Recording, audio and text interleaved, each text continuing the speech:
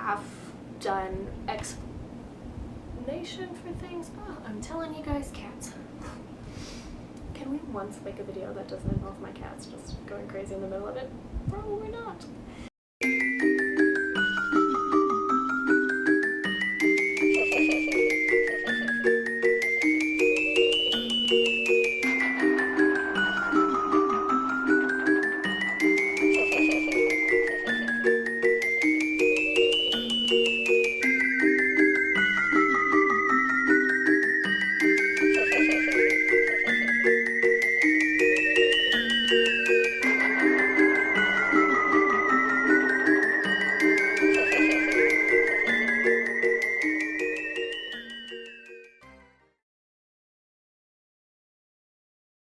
Hello trick-or-treaters, thank you so much for deciding to spend a couple minutes with me today. It means a lot to me, not to get all sappy on you guys, but it really does kind of just wow and amaze me that more than 2 people want to watch me talk about Halloween, and it makes me very happy. So if you're here, thank you, and if I'm just talking to thin air, that's nothing new.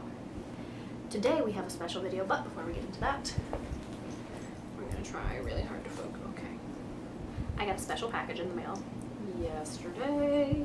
So excited. It's my Halloween happy pin. And of course I'll try and get close, but I'm not gonna get too close because then it goes all blurry. Anyway, Sam from Halloween Happy, I'm sure you've seen her before. She is all kinds of Halloween Happy. It's a very, very fitting name.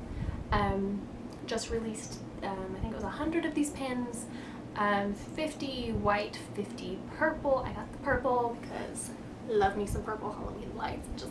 It's one of those things that just really evoke Halloween for me, so that I love that she did the purple. And it's so cute, and it looks good with all the rest of my pins. I have a pin problem, and hate to say this, but I think I'm about to buy another pin, but it's really cute, and I've gotta do it. Anyway, so that's my exciting package.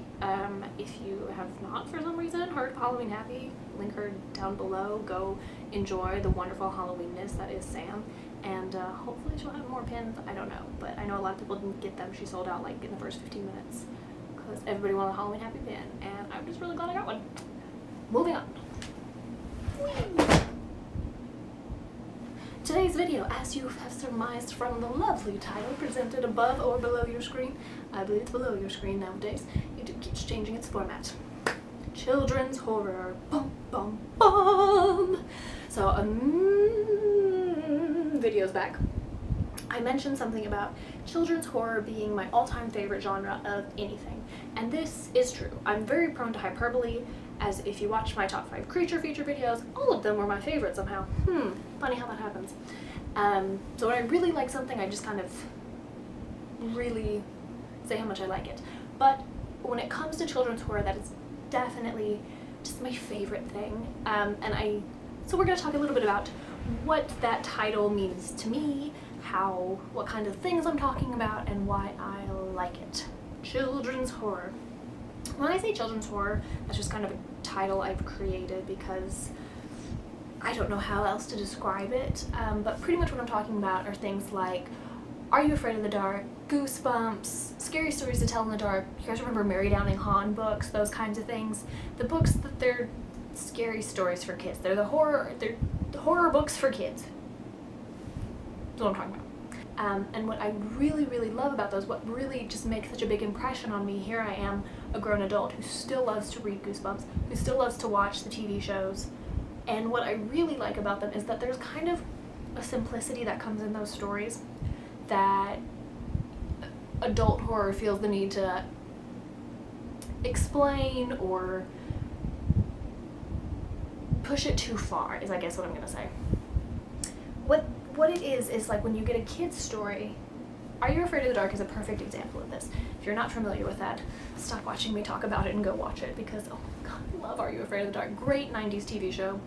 And all the Midnight Society gathers around, tells stories, and there are such blatant plot holes and just suspension of disbelief and just wild things happen. No effort is made to explain them. They're just, that's how they are. And that's kind of how the children's mindset works. This is just something, okay, sure, there's a monster under my bed. Sure, there's no need to well, this monster came from a parallel universe, and it came this way, and blah, blah, blah, and there's no need to overcomplicate it. It's just very simplistic and very kind of naive, but just, see, I'm not good at forming my thoughts, but you know what I mean, right? No one knows what I mean. That's fine.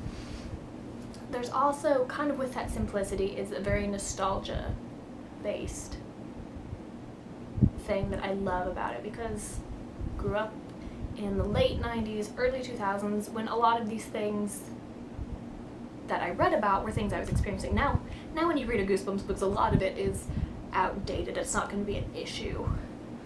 Matched with a cell phone and technology, and no, your mom isn't letting you go anywhere by yourself anymore. Those kinds of things. So it kind of really brings me back to my childhood. We still had ice cream trucks. I really miss the ice cream truck. Okay, tangent here. Just ignore. Just skip ahead if you want to get back to what I'm talking about. It's at a gas station today. Today's been a very great day. And they had a screwball in the ice cream case. Do you guys remember screwballs? It was like the little cone pink thing with a gumball at the bottom. Guys, that was like my favorite ice cream truck thing, other than the chocolate banana popsicle. That was my second favorite, and I haven't had one of those in probably about 12 years. Oh my god. Let's not think about the concept of time, but like about 12 years, and I was so excited. Oh my god, children are dumb. That was not good. It was fine until I got to the gumball. Why anyone encased a gumball in ice cream? I have no idea. Children's horror. We're back. Another really big thing that I think is a reason that I really like it. When you get into adult horror, you get a lot of blood, sex, and violence, which is great, don't get me wrong. Love it all. But with children, can't really do that. can't do that and market it well to children, let's put it that way. So they're more story driven, and they have to get, there's a lot of suspense, and I love suspense. So there's more storyline and suspense, and the characters, that's more well formed, I feel, than when you get into like adult horror, when it's like, look, we've got boobs and blood, what more do we need?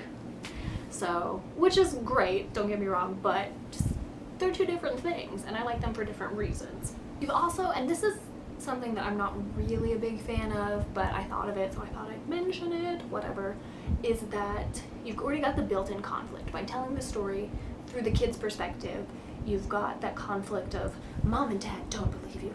Now, little Kimmy, why are you lying to me? That dummy wouldn't have done this. You must be acting out. No, Mom, Dummy's alive. Dummy's doing stuff. It's not me, promise. So you've already got that. And this was one of my favorite experiences. Like, when I saw this, I was like, oh my gosh, would be The Great Mr. Boogedy. Fantastic film. If you haven't seen it, go watch it. It's on YouTube. It's great. Where they were like, Mom, Dad, the story of Mr. Boogedy is true. There's a ghost in this house. And they're like, wow, okay, let's do something about this. I'm like, bless you, parents. Bless you for listening to your children.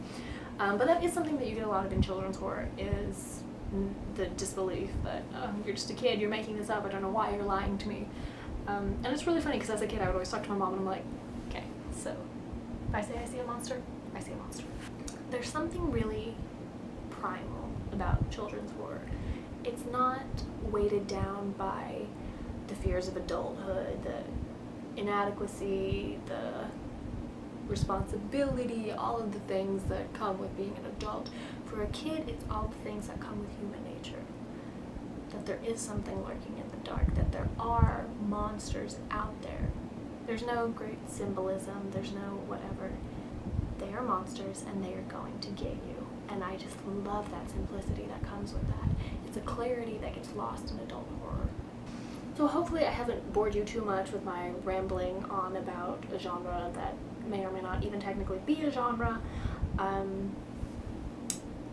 I would love to hear from you guys about what you guys think about children's horror. Are there certain things that you really love? Like you loved Scary Stories to Tell in the Dark. That messed me up as a kid. That really messed me up as a kid. And I think I'm following someone on Instagram that I think they're doing a documentary about that. I'll look that up, and if I can find it, I'll link it down below. I've kind of not been like following really close, but I keep seeing things about it, and it sounds really cool.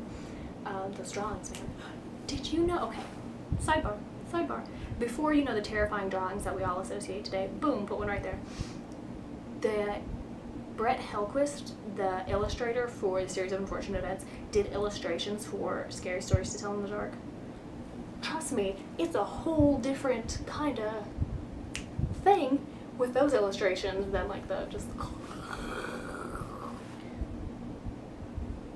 stands up that I don't know what to say, that the current illustrator gave us. So like I was a really big Goosebumps kid. Those were probably my favorites. Or I really liked like Mary Downing Hahn, when you'd get A Doll in the Garden, or you know, those kind of books. I really liked those. So did you guys have a favorite one that you really loved reading as a kid that you were always like, oh, I can't wait to read the new one? Or what was your favorite scary story as a kid is my question. Overall. Could have been a TV show, could have been a movie, could have been a whatever. I just want to hear from you guys and a little chit chat about spooky stories, because I love spooky stories. So thank you guys so much for watching. If you made it all the way through, 2 thumbs up. Great job. If you want to give me a thumbs up, that'd be really swell. I'm always respond well to positive reinforcement. If you want to watch me ramble on more with fancy Halloween lights in the background, hit that subscribe button, and then you can hear me talk all the time about spooky things. Run now while you can. Just run. Run away. Cool. It doesn't work if you can see I don't have a watch on. Then it just looks dumb.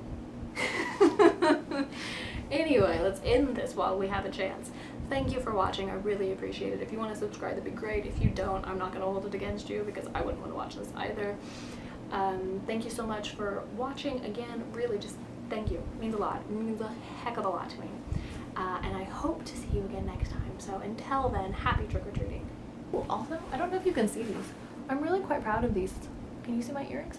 They, with my Halloween happy pin, she sent confetti because she made a really cute package, and I obviously had way too much free time yesterday, so I was like, what if I turn this confetti into earrings? So I have confetti earrings. Whee!